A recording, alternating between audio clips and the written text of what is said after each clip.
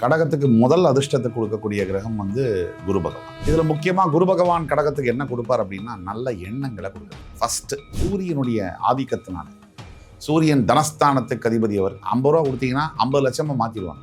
குரு பகவான் தரக்கூடியது நல்ல வாழ்க்கை தரம், ஸ்டாண்டர்ட், நல்ல ஒரு அமைப்பு, வசதியான வாழ்க்கை. ஆன்மீக டாக்ஸ் நேயர்கள் அனைவருக்கும் வணக்கம். இன்னைக்கு நம்மளோட சுபாஷ் பாலகிருஷ்ணன் சார் தான் இணைஞ்சிருக்காரு. அவர்கிட்ட நிறைய விஷயங்கள் கேட்டு தெரிஞ்சுக்க போறோம். ஜோதிட ரிலேட்டடா நிகழ்ச்சிக்கு போகலாம். சார் வணக்கம். சார் வணக்கம். சார் இன்னைக்கு என்ன சார் இன்ட்ரெஸ்டிங்கான டாபிக் நம்ம டிஸ்கஸ் பண்ண போறோம்? இன்னைக்கு ராசிகள் 12 ராசிகள்ல வித்தியாசமா ஒவ்வொரு ராசியினருக்கும் எந்த கிரகத்தின் மூலியமாக நல்லது என்பது நடக்கும். ஒவ்வொரு ராசியினருக்கும் எந்த கிரகம் கை கொடுக்கும். பிறப்பு ஜாதகத்தில் வித்தியாசமல்லாத பட்சத்துல பொதுவாக ஒவ்வொரு ராசியினருக்கும் எந்த கிரகங்கள் ரொம்ப அருமையா கை கொடுக்கும், அந்த டாப் 3 பிளானட்ஸ், முதல் 3 கிரகங்கள், அந்த கிரகங்கள் என்ன செய்வாங்க அப்படிங்கிறதையும் ஸ்பெசிஃபிக்கா பார்க்கறது அப்படிங்கிறது தான் நம்மளுடைய நோக்கம். Super sir. சார் இப்போ அந்த பிளானட் மட்டும் நான் டெய்லியும் வந்து ரொம்ப ஸ்பெஷலா கும்பிட்டா எனக்கு உண்மையாவே ரொம்ப நல்லது நடக்குமா? மிகப்பெரிய நல்லது. அருமையான கேள்வி. மிகப்பெரிய நல்லது. வாழ்க்கை மாற்றங்கள் நடக்கும். அதே மாதிரி வெறுமன ஜோதிட பத்தியே பேசிட்டு இருக்கோம். நிறைய விஷயங்கள் தகவல் பரிமாறி கொண்டிருக்கிறோம். இந்த நேரத்துல இசையோட சேர்த்து பேசினா நல்லா இருக்கும் அப்படிங்கிறது மாதிரி ஒவ்வொரு ராசியினருக்கும் அவங்களுக்குன்னு ஒரு பாடலையும் நம்ம டெடிகேட் பண்ணுவோம். தற்சமயம் இருக்கக்கூடிய கிரக சூழ்நிலைகள்ல வச்சு, அவங்களுடைய வாழ்க்கை சூழ்நிலை இருக்கிறத வச்சு அதற்கேற்ற பாடலை வந்து அவங்களுக்கு சமர்ப்பணிக்குவோம். சார் கடகத்துக்கு அதிர்ஷ்டம் தரக்கூடிய 3 கிரகங்கள் சார். கடகம், அதாவது கடகம் இப்போ அதிர்ஷ்ட அந்த பீரியட்ல தான் இருக்காங்க. அதிர்ஷ்டமான காலகட்டங்கள். கடகத்துக்கு முதல் அதிர்ஷ்டத்தை கொடுக்கக்கூடிய கிரகம் வந்து குரு பகவான். அதில் ஒன்றும் டவுட்டே இல்லை. ராசியில் உச்சம் பெறக்கூடியவர். அடுத்தபடியாக கடகத்துக்கு அதிர்ஷ்டம் கொடுக்கக்கூடிய கிரகம் வந்து சூரியன். அதை சொல்லணும். மூன்றாவதாக கடகத்துக்கு அதிர்ஷ்டம் கொடுக்கக்கூடிய கிரகம் வந்து செவ்வாய். செவ்வாயுடைய விருச்சிக வீட்டில் போய் இவங்க நீச்சம் பெற்றாலும் கூட ராசிநாதன் மறுபடி செவ்வாயுடைய 10ஆம் வீடு என்று சொல்லக்கூடிய மேஷத்தில் போய் அவர் சூப்பராக அமர்வார். அதனால் வந்து ராசிநாதன் வந்து 5க்கும் 10க்கும் உடையவர். 10ல் வந்து செவ்வாய் வந்து அருள் பாலிக்கிறார். 10ல் திக்பலம் பெறுகிறார். அப்படி இருக்கும்போது கடகத்தில் வந்து அப்படிப்பட்ட ஒரு சக்தி வாய்ந்த ஒரு ராசி. இதில் முக்கியமாக குரு பகவான் கடகத்துக்கு என்ன கொடுப்பார் அப்படின்னா நல்ல எண்ணங்களை கொடுக்குறாரு. ஃபஸ்ட்டு மனிதனுடைய அடிப்படை வந்து அதுதான், வெரி இம்பார்ட்டன்ட். உன் மனம் போல் வாழ்க்கை அப்படின்னு நம்ம சொல்கிறோம். அந்த மனம் வந்து நல்லபடியாக யோசிக்கிறத வந்து கொடுக்கக்கூடியது வந்து கடகராசிக்கு கொடுக்கக்கூடியது குரு பகவான். அதுக்கு அடுத்தபடியாக குரு பகவான் வந்து நிறைய நல்ல விஷயங்களை தரார். நல்ல தாய் தந்தையர், நல்ல பிறப்பு, நல்ல குடும்பத்தில் பிறக்கிறதுக்கு ஒரு யோகம். நல்ல அப்பா அம்மா சரியில்லாத குழந்தைகள் எப்படி வளர்றாங்கன்னு நம்ம பார்க்கணும். அந்த பாதிப்பு அவங்களுக்கு எப்படி இருக்குன்னு பார்க்கணும். அடுத்தபடியாக குரு பகவான் தரக்கூடியது நல்ல வாழ்க்கை தரம், ஸ்டாண்டர்ட், நல்ல ஒரு அமைப்பு, வசதியான வாழ்க்கை, இதெல்லாம் கொடுக்குறாரு. அதே மாதிரி அடுத்தபடியாக சூரிய பகவான் தரக்கூடியது பேச்சே. கடகராசிக்கு பேச்சே வந்து ரொம்ப பிரகாசமாக இருக்கும். பேசினாலே வந்து எல்லாரும் கேட்பாங்க. ஒரு இவங்க பேசுகிறாங்கன்னு சொன்னால் வெட்டு 1 துண்டு 2, அதுக்கு மேலே பேசுறதுக்கு இல்லைங்கிற மாதிரி பேசுறது. கடகராசியை பொறுத்த வரைக்கும் ஆளுமைத்தன்மை உள்ள ராசி. கடகம் பயங்கர ஆளுமைத்தன்மை இருக்கும். நிறைய எக்ஸ்ப்ளோர் பண்ணுறது பிடிக்கும் இவங்களுக்கு. யாருக்கிட்டையும் பணி புரிவது என்பது இவங்களுக்கு நடக்காது. அதனால சூரியனுடைய ஆதிக்கத்தினால, சூரியன் தனஸ்தானத்துக்கு அதிபதி. அவர் மிகப்பெரிய ஒரு என்ன சொல்றது, 50 ரூபா கொடுத்தீங்கன்னா 50 லட்சமா மாத்திடுவாங்க. அது கடகம். இதெல்லாம் சூரியன் பண்ணக்கூடியது. அதுக்கு அடுத்தபடியாக செவ்வாய்.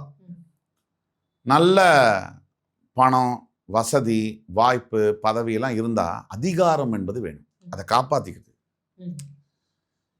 காரை வாங்கலாம், வீடு வாங்கலாம், அதை காப்பாற்றுறதுக்கு ஒரு கேப்பபிலிட்டி வேணும்.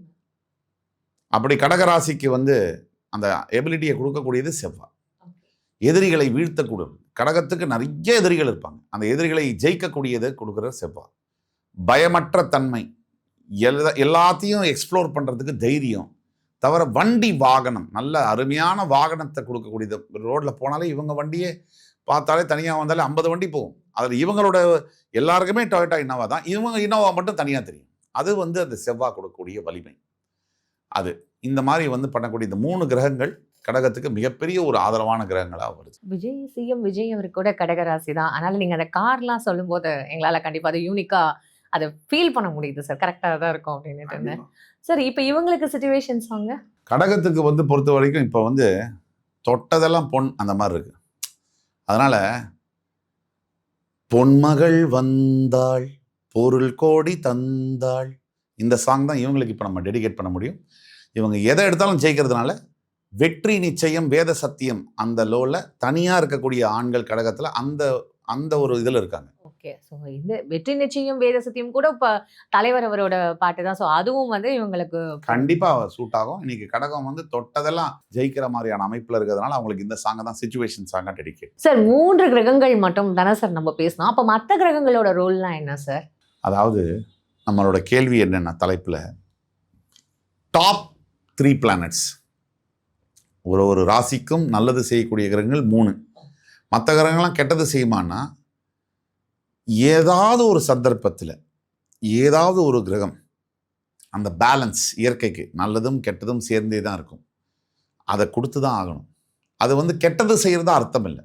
ஒரு எடுத்துக்காட்டுக்கு ராகு கேது பற்றி நம்ம பேசல. நிழல் கிரகங்கள் சாயா கிரகங்கள் அது எந்தெந்த ராசிக்கும் கூட நல்லதும் கெட்டதும் மாறி மாறி செய்வாங்க. ஸ்டாண்டர்ட் கிடையாது, இப்படிதான் பண்ணுவாங்கன்னு சொல்ல முடியாது. ராகு கேதுவை கணிப்பது என்பது மிக கடினம். அதே மாதிரி நம்ம மிச்ச எல்லா கிரகத்தை பற்றியும் பேசியிருக்கோம். குஜாதிபர்கள், அதாவது சுக்கிரன் சனி குரு செவ்வா புதன் 5 பேரை பற்றியும் பேசியிருக்கோம். சூரிய சந்திரர்களை பற்றியும் கூட பேசியிருக்கோம். ராகு கேதுவை தான் நம்ம பேசல.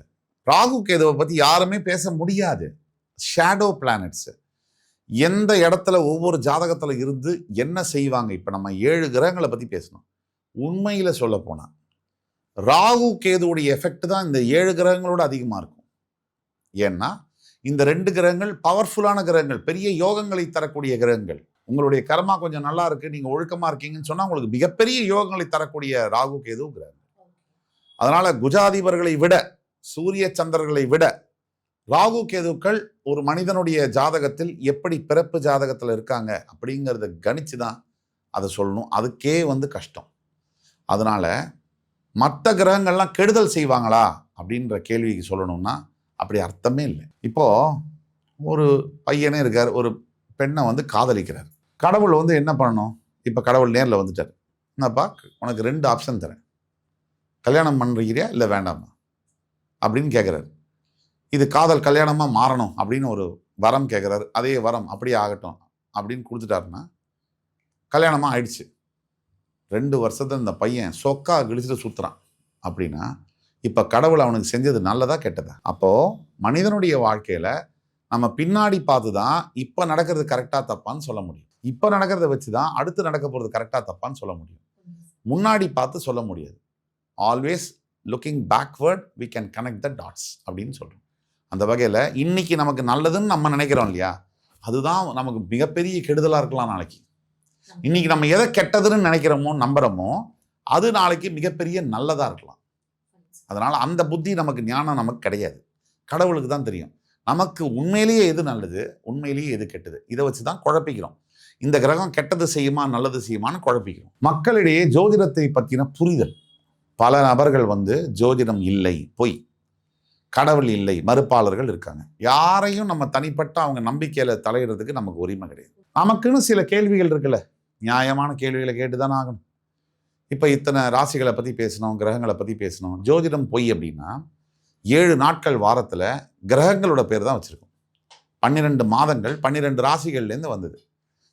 தமிழ்னு சொல்கிறோம். தமிழ் கேலண்டரில் 27 நாட்கள் தான் இருக்குது, 27 நட்சத்திரங்கள்லேருந்து வந்தது. இப்போ நமக்கு ஜோதிடத்து மேலே நம்பிக்கை இல்லைன்னா இன்னைக்கு செவ்வாய்க்கிழமைன்னு இப்படி சொல்லிட்டு ஜோதிடத்தை நம்பலைன்னா ரெண்டும் வேற வேறையாச்சு. Double standard. அப்போ ஜோதிடம் பிடிச்சதோ பிடிக்கலையோ நம்பலையோ உலகம் முழுக்க நான் சொல்கிறேன், நீங்கள் ஜோதிடத்தை தான் ஃபாலோ பண்ணுறீங்க, உங்களுக்கு தெரியாமே ஃபாலோ பண்ணுறீங்க.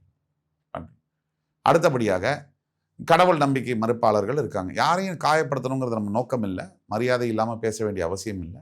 பட் எனக்கு உள்ள சந்தேகத்தை நம்ம கேட்போம். நம்ம காமாட்சி அம்பாள் சிலை இருக்கு, கர்ப்ப கிரகத்தில் இருக்கா, அவளுக்கு மாலை போடுறோம், அபிஷேகம் பண்ணுறோம், மாலை போடுறோம். கல்லுக்கு போய் மாலை போடுறீங்களே, இது ஒரு பகுத்தறிவா அப்படின்னு கேட்கக்கூடிய பல அறிவானந்த சிந்தனையாளர்கள் இருக்கக்கூடிய இந்த பூமியில் இறந்து போன தலைவரோட சிலைக்கு மாலை போடுறோம். அப்போ அந்த அவர் தலைவர் வந்து மோந்து பார்க்குறாரா, ரோஜா பூவா சாமந்தி பூவான்னு? இது எந்த பகுத்தறிவு? ஒரு சமாதி மேலே டைல்ஸு ஓட்டிருக்கு, கிரானைட்டு. 30 வருஷம் 10 வருஷம் 40 வருஷத்துக்கு மேலே அந்த பூ அலங்காரம் பண்ணுறோம்.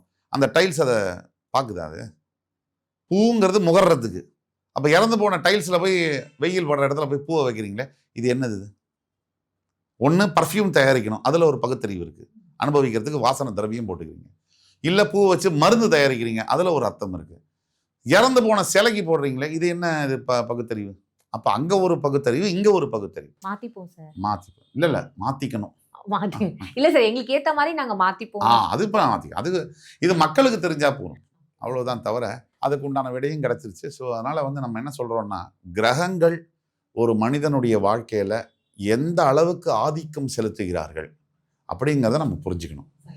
இது 7.5 சனி, அஷ்டம சனி இருக்க ராசிக்காரர்கள்ட்ட கேட்டாலே சொல்லுவாங்க, இது வரைக்கும் லைஃப் நல்லா போயிட்டு இருந்துச்சு, காரண காரியமே இல்லாமல் பிரச்சனைகளை சந்திக்கிறோம்.